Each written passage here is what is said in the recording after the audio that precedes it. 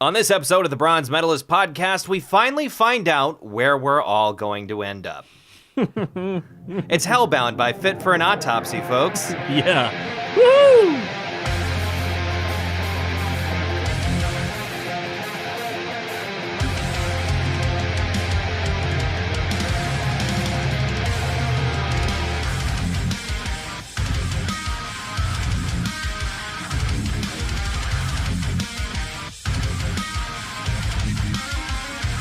Now, I'm new to this album, so... You're jumping... I'll cut the music in. Okay.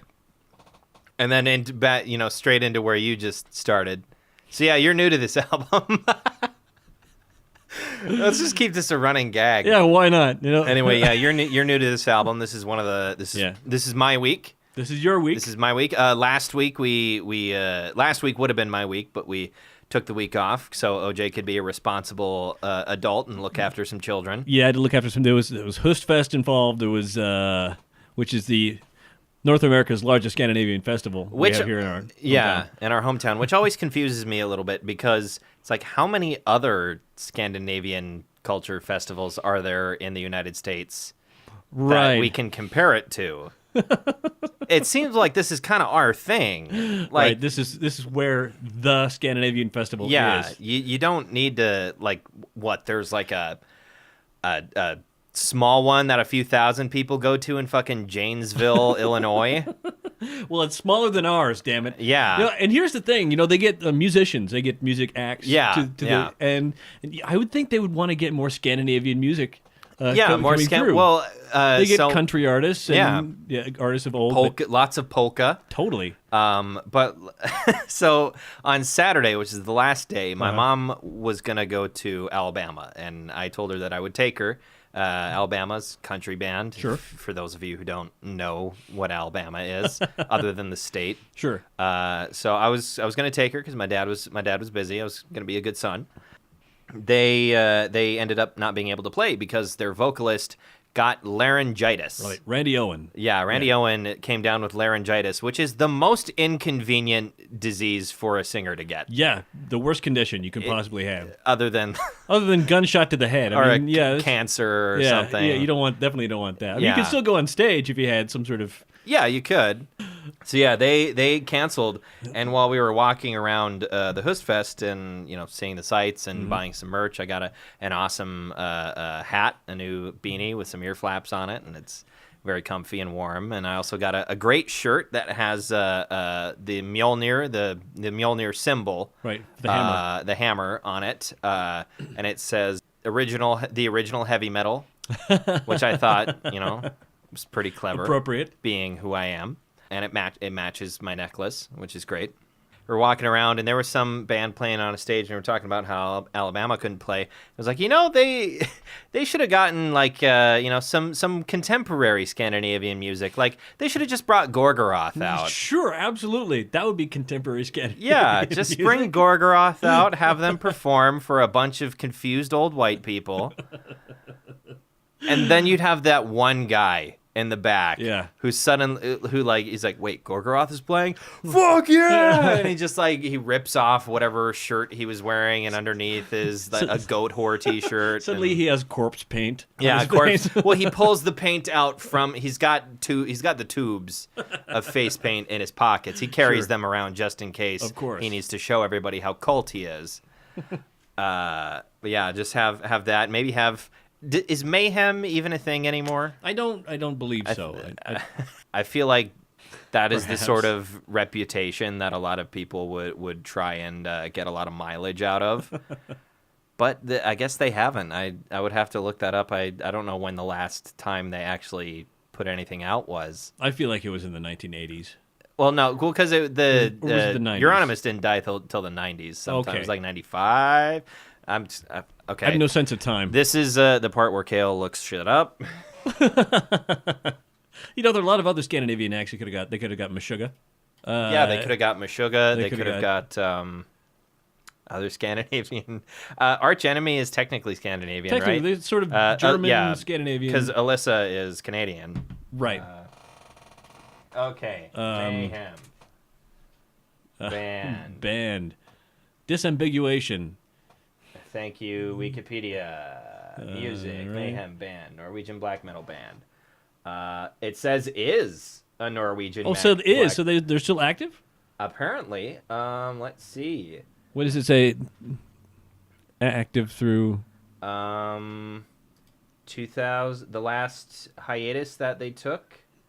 Well, it appears that they didn't take any hiatus. Their last album, I believe, was in 2014, according Really? to the timeline chart there. I did not know that. I guess Mayhem is still around. With the vast... Oh, wait. It's just showing current. It has its own... the list of former Mayhem band members has its own page. So I feel like there's not a lot left. Well, I mean, is it original members? I mean, the original... Well, let me see if there are... Yeah, there's no... Oh, wait. Necro Butcher. Okay, Necro Butcher is still in there. Necro Butcher is still there. He's the bass player.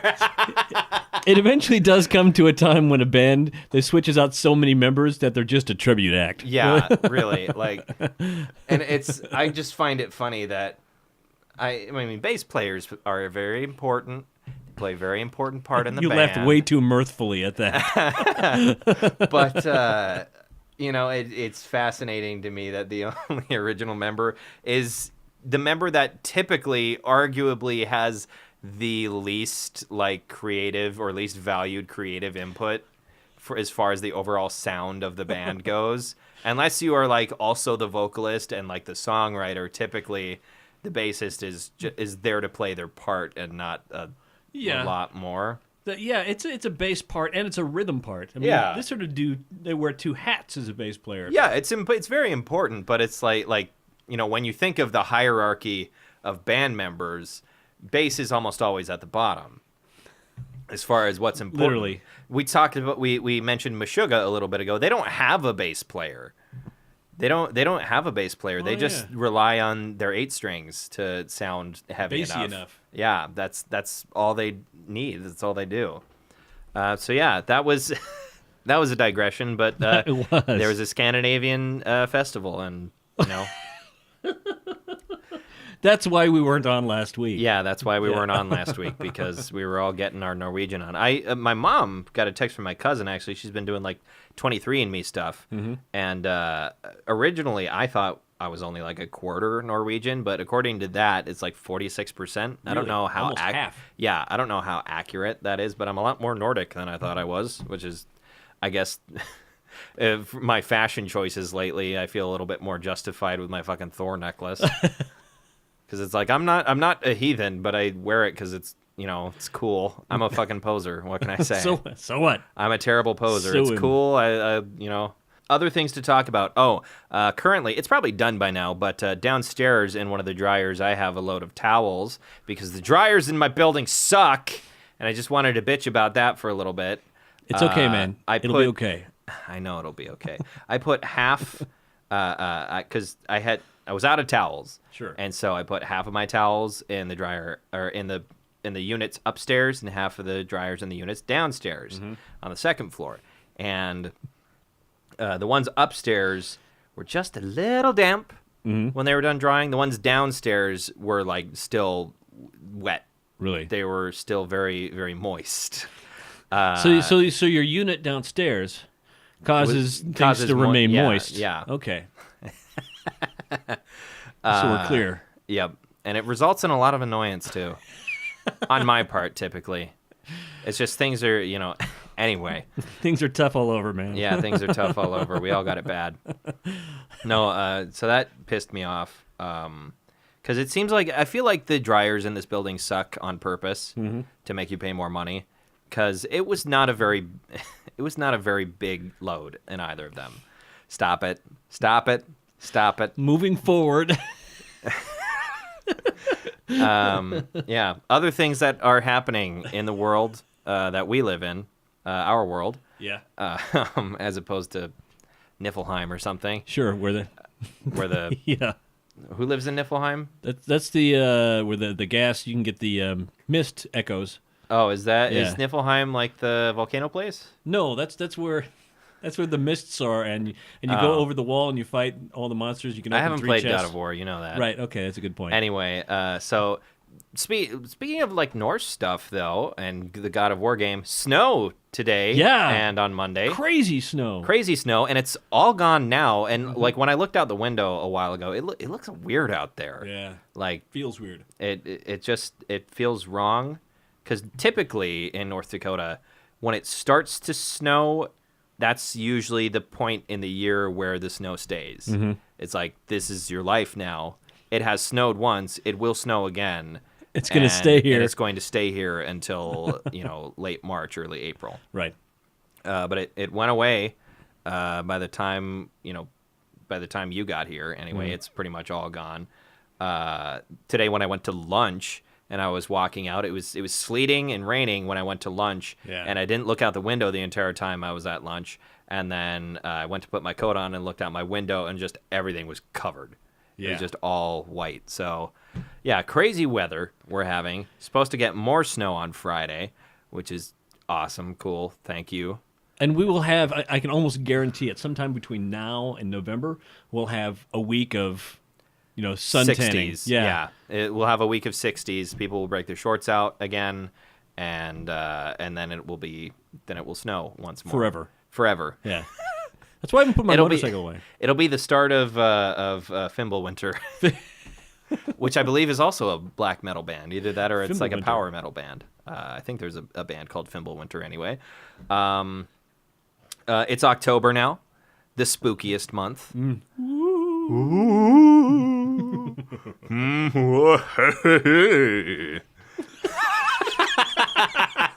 It's a very horny ghost. I guess. He's ready. He's goofy horny. He's goofy horny. So my question for you is, what is your favorite spooky, sort of ghost ghoul type Halloween themed album? Something that's very spooky and. My favorite spooky album to listen to. Yeah, that gives you gives you the heebie-jeebies. It's gonna sound strange, but what's that best of collection from Merciful Fate? I don't know what it is about Merciful Fate that makes me feel spooky. Well, it's King Diamond is the singer. Okay, you know who that is? I know the name. Yeah, and just something about the music just. I guess maybe because I listened to it one time for like a week straight and the leaves were falling. Okay. And then I thought, wow, I really am going to hell. This is creepy. I love it. This is like the exact opposite of my not my favorite metal album that is spooky, but like an autumn album that I really like is The Wild Hunt by Tallest Man on Earth, which is very folksy. It's folky. It's very autumn themed. But my favorite October Halloween album is the Zombie EP by the band The Devil Wears Prada. Okay.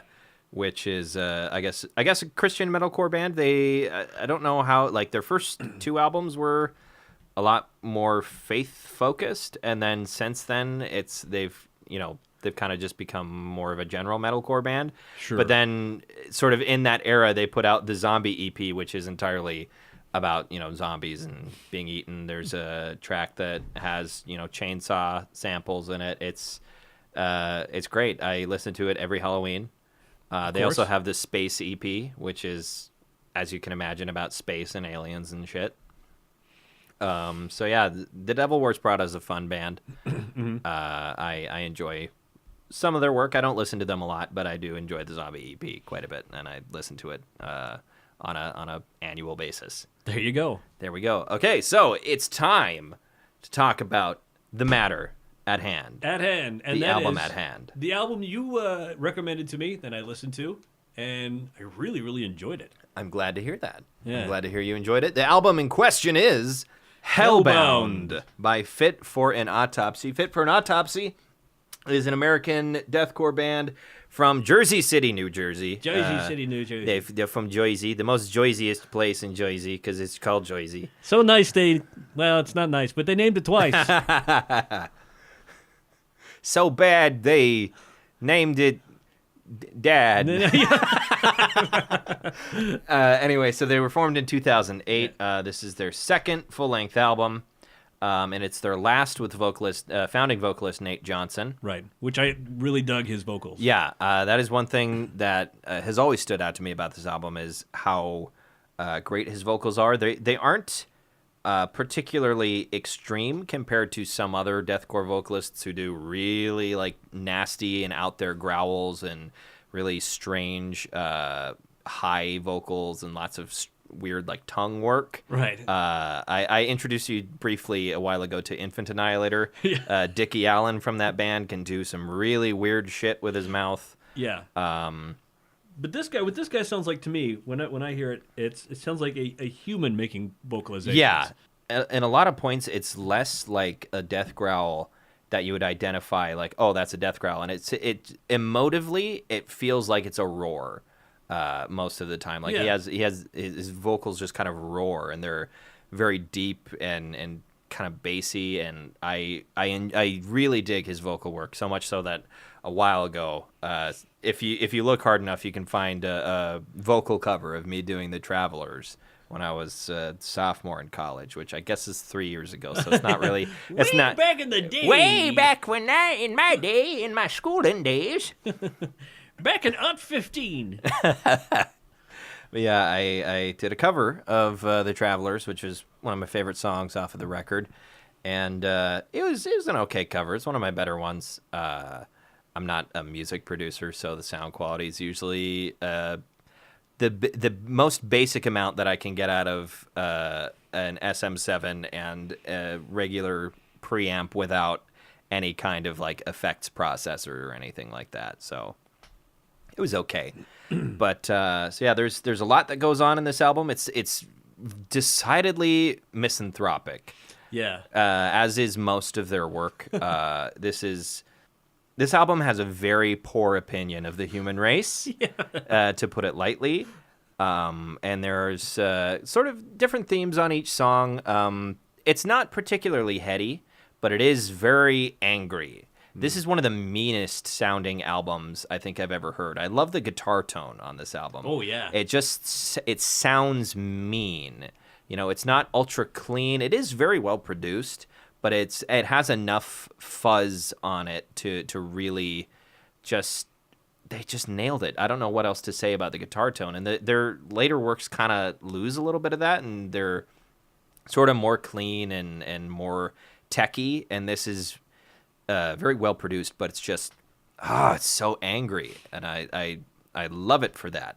One song that I want to highlight is the third song on the album, which is called Thank You, Bud Dwyer. Yep, I was hoping you were going to get to that. So if you don't know the story, so Bud Dwyer was an American politician, and he was the state treasurer of the state of Pennsylvania, and he served as treasurer from 1971 to 1981, and in the year of 1981, he was hit by a scandal that he had embezzled a very large amount of money from the state treasury.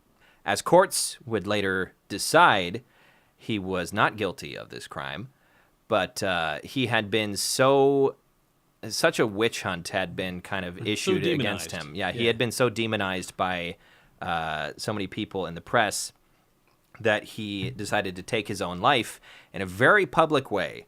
He held a press conference, which was broadcasted live on several Pennsylvania television networks, and after he had handed out letters to a whole bunch of people in manila envelopes, he pulled out one last envelope that had a 357 in it, and a bunch of people thought maybe he was going to shoot somebody in the crowd, and he sort of put his hands out, and the last words that came out of his mouth were, "Stand back, this'll hurt someone," and then he put it in his mouth. Right. And the rest is history, and a very, very disturbing video I did watch on LiveLeak one time.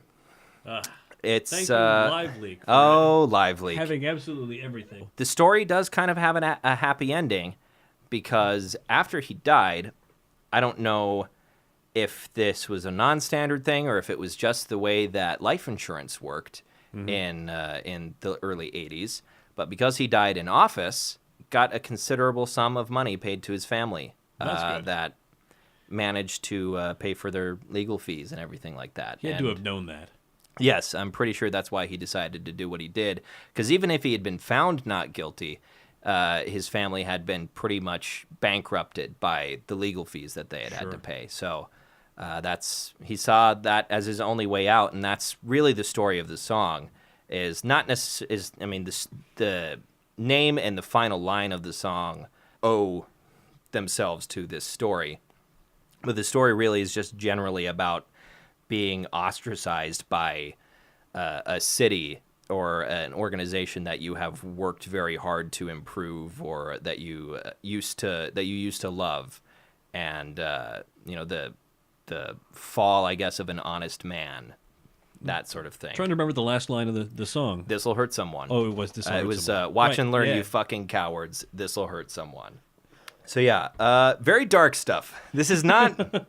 This is not like there are some. Lucky it is and not. There are some death metal bands. There are a lot of death metal bands that don't take themselves very seriously. They write very gory and very dark lyrics, but at the end of the day, they're not really about anything. It's like we said last time, it's like a horror movie. Right. It's like a horror movie. It's not meant to be real. It's just, it's shocking for the sake of of entertainment value. Mm-hmm.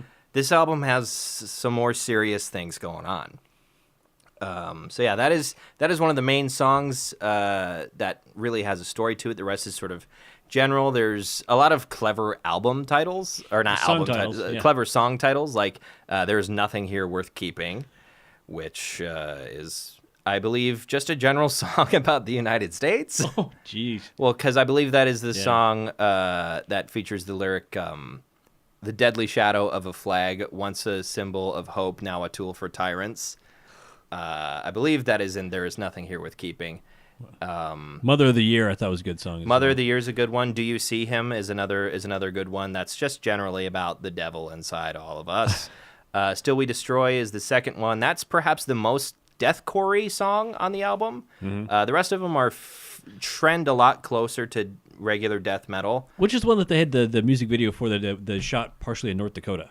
Was that? That was on one of their later albums. That is Black Mammoth on The Great Collapse. Are you sure that wasn't? Okay, you're right. Still We Destroy, very good. Featured vocalist C.J. McMahon from Australian deathcore band Thy Art Is Murder. Pretty great guest spot. Another guest spot on another one of my favorite songs, Vincent Bennett from the Acacia Strain on the final part of Children of the Corn Syrup, which is, I think, about processed food. Right. Lots of clever ones on there. And then The Travelers is about the apocalypse, basically, and about a self-made apocalypse, more or less. And that's the one you did the vocal cover of. Yes, that is the one I did the vocal cover of. The Travelers is more, or the album in general, I think a thesis for the album is human beings suck and the world would be better off if we all just stood hand in hand and walked together into oblivion. I think that's might be a paraphrasing of Rust and Coal from True Detective, but it fits. Really, it's good stuff. Not a very positive album. If you're in a very negative place, if you're in a very dark place emotionally about the current state of affairs in the United States and the world in general, maybe not this one. Or maybe this one if you want to be angry and get motivated to do something about it, then maybe this one. That isn't often the case, at least with me, I find. Yeah. If I'm really, really just pissed. Yeah. I want to put in something like this. Yeah. It's definitely there's a lot of anger that went into this, a lot of genuine anger about things that went into this album. Some notes about the production. It was produced by band member Will Putney. Will Putney is a guitarist and I believe the main songwriter. Interestingly, he does not tour with the band. Will does not tour with them. He's studio guitarist only, primarily because he is usually very, very busy producing a shit ton of other albums. Wikipedia. Hey kids out there, you should donate $3 to Wikipedia. We're not sponsored by them, but it's a very good service. Just saying. And I use it all the time. Will Putney has produced a ton of albums. His main work as both a producer and engineer and mixer and masterer really start in 2010, and he's produced for a ton of bands since then. Most of them are contemporary bands, contemporary metalcore and deathcore and hardcore bands. You've got bands like North Lane, 100th, Texas in July, For Today, The Amity Affliction, Thy Art Is Murder, which I believe started a close bond between the two bands. CJ, later featuring on this one. And they toured together. Yeah, they've toured together a bunch of times. They tend to have a pretty close relationship, I think. And they've gone back to Will for their albums after Hate. Some other bands include Counterparts, Misery Signals, The Acacia Strain, Winds of Plague, Impending Doom. Some other more recent ones include Pig Destroyer, which is one of the older bands on his catalog that he's produced for. Pig Destroyer's newest album, Head Cage, which I might have found my next album that I want to talk about when it comes back around to me. Right on. But Head Cage by grindcore band Pig Destroyer is his most recent production. Oh, Every Time I Die. He produced Low Teens, which is... Oh, did it? Not their latest. It's from 2016? Yep, it's their latest album. Really? Yep, he produced Low Teens. Man, that was a kick-ass album. For a while there, I felt like his production was kind of hit or miss, but in the last, 2 years, he's been on a really solid stretch of really, really good production on his albums. And I used to not have a very high opinion of him as a producer, but now now I like him quite a bit. Before that time period, I think Hellbound was definitely one of his hits. Mm-hmm. And it doesn't hurt that he was producing for a band that he's a member of. So, yeah, I don't know how much... It's personal. Yeah, it's personal. It's shit that he wrote. So, I think there's some more motivation for that. So he's your Steve Albini. Yes. You probably don't know who Steve Albini is. I don't know who that is, but I just decided to say yes. Okay, all right. Look up Steve Albini. He's produced a lot of stuff. Now? Well, not you. I'm just saying, if you're sitting out there and you got nothing to do, he was in a band called Big Black. A number of other bands. He produced a lot of other stuff, and a lot of it's very, very him. You can tell he did it. And sometimes at first you're going, "Oh, that's kind of shitty," and then after a while it sort of soaks in, and you go, "Oh, I get what he's going for." Okay. Some other things to talk about the band. Oh, there are certain songs on this that are very politically charged, and it was. I think mostly by coincidence, I ended up listening to this album while I was standing in line to go vote back in 2016, and I ended up getting turned away. Happy coincidence that is an album, that this album is what I can connect to that experience and the outcome of that experience. Other things to talk about the band, lead guitarist Pat Sheridan has really cool head tattoos. Just wanted to mention that. He completely shaves his head, and he's got a cool tattoo on the top of his head. I have some friends like that. Yeah, he's you should do that. I should I? Yeah. But what if I end up going bald? Well, and soon. Hats. You're not hats forever. Anyway. That should be the subtitle of this podcast. Anyway. Some further works from Fit For An Autopsy.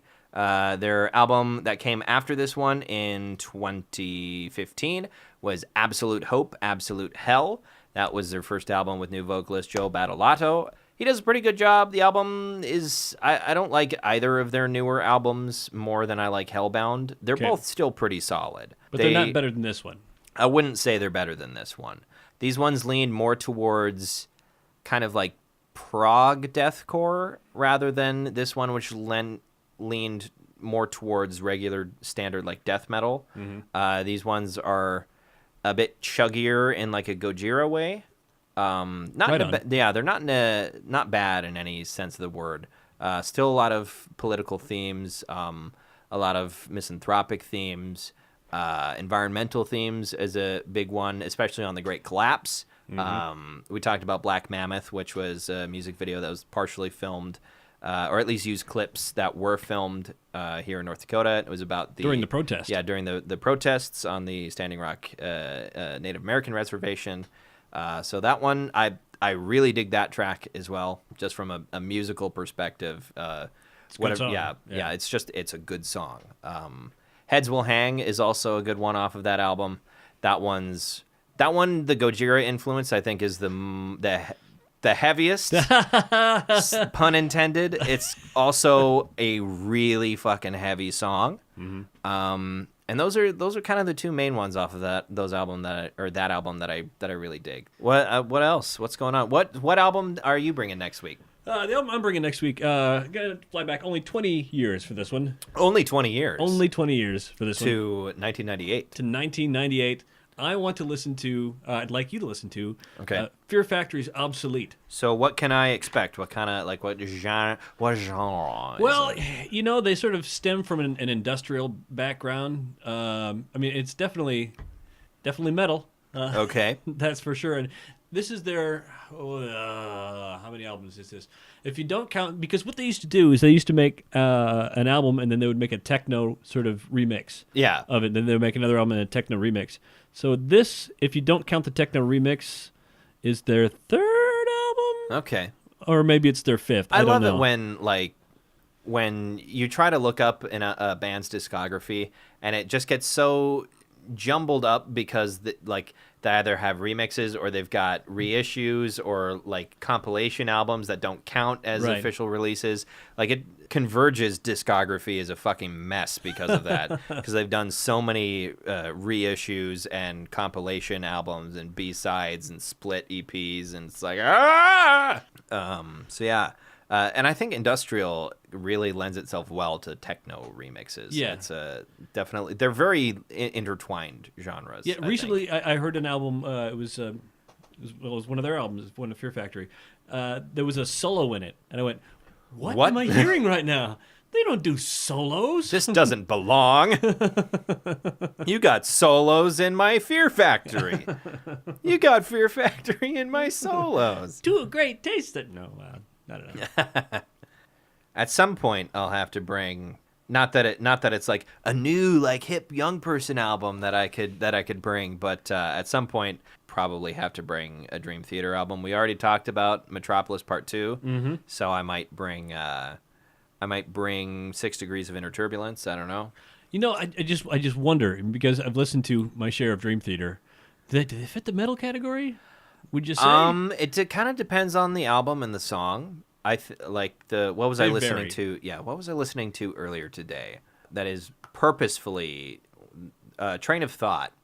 I believe it's Train of Thought. Yeah, Train of Thought is purposefully a heavier album, because they really liked the response that they got from a lot of fans that were like, "Hey, we really like this song, this song, this song," and they noticed that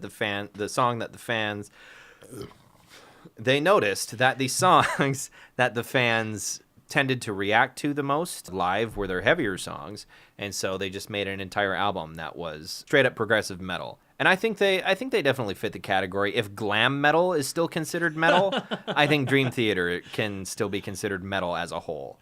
I think they were closer when they said glam rock, but I mean, sure. I think because I'd call Motley Crue metal. Yeah, I mean, they have a much stronger footing, and it's also tough because, at least for me, I listen to so much extreme stuff that sometimes it can be harder to say oh, this isn't super duper extreme, it's not metal at all. It's no, it is. It's still metal. It's and I feel like that's just kind of the culture of metal today, where it's the music has gone so much further than it even was, 25 years ago, that it's you have to pass a certain threshold of just being brutal to be, considered worthwhile. And it's no, there's a lot of good stuff that's not super brutal. You just... Right, and it was, and if you look back on it, say some stuff from 30 years ago, there's a lot of great albums from that time period. That was really brutal. It's Exodus I'm listening to. That, Yahoo, this is brutal. And you listen to it now, you go, that's good. Yeah, that's good. It's not that brutal, though. Yeah, no. So, that's an interesting part of music history, I think. And as far as metal goes, is how quickly metal has developed, how diverse it has gotten, and how quickly it became balls to the wall, just ridiculous speed and experimentation, and just so loud. And just when you couldn't think it could get any crazier. Just when you thought it couldn't get any weirder, they went and invented porno grind. Next week, we've got Obsolete by Fear Factory. Hopefully, the album's not obsolete. It's not. It holds up well. Okay. I haven't listened to it yet, so I don't know. Hey. And then I guess I've decided the week after that we're going to be doing Head Cage by Pig Destroyer. So, sweet. Second grindcore album that we've discussed on the podcast. First one with you. Mm-hmm. Do you listen to a lot of grindcore? Or I have listened to. Well, I know your history with Napalm Death. Yeah. So I know that one. Much Pig Destroyer though. Not really. I mean, okay. Not really since you introduced me to it. Right. I mean, I'd heard of it, but yeah, I had never really heard it. I'm like, this is a thing I should listen to. Okay. Yes. Yeah, Pig Destroyer is kind of one of the front runners of like contemporary grindcore, even though they've been around since somewhere around the time that Scott Hall quit Anal Cunt. He quit Anal Cunt so he could. Yeah, it was 1997. That's when he formed Pig Destroyer. Yeah, that's when he formed Pig Destroyer. I wonder why anyone would ever want to quit being an anal cunt. I don't know. You would think, especially with the mainstream appeal was very apparent. High, yeah. I want to stop saying the name of this band. Not to say that I'm not a fan of the C word. I think it's a very effective word, which is why I would like to keep it effective. I feel that swear words. Part of the wonder of swear words is that they have such impact, and I do genuinely believe that they are just words. There's nothing negative about them. Mm-hmm. Curse words anyway. The problem is that if you use curse words enough, then they lose their impact. Yeah. Of course, society then comes up with new curse words, which is interesting. That's how language develops. That's how all language develops. Is like, we don't like this word anymore. We're going to change it and make it more convenient to say. And so when people are like, oh, these slang and abbreviations, it's like, that's just the English language developing. Yep. That's how this has worked since forever. Either a language develops or it dies. Yes, that is how that works. Usually a language dying is also connected to the vast majority of the people who spoke it dying as well, right? Via violent invasions by other cultures, or the language being forcibly suppressed by a violent invasion of another culture. If you look at it like Latin, they say Latin's a dead language. It's not. I mean, Latin just... Thousands of pedophiles speak it. And that's the most political joke of the episode. Yeah. Well, it's not political, but that's the raciest joke of the episode. No. Booyah! That's terrible. I shouldn't make fun. But it is funny. What I was going to say is... Please go on. Almost moot now. Please go on. I was going to say Latin became French, Italian, and Spanish, but I mean... Well, and Latin itself became the academic language. Latin was the academics' language, partially because if everyone in Western society agrees that, like, okay, if we're going to study things, we're going to do our research and communication in Latin. That way you have all these people that speak, all these different languages, mm-hmm.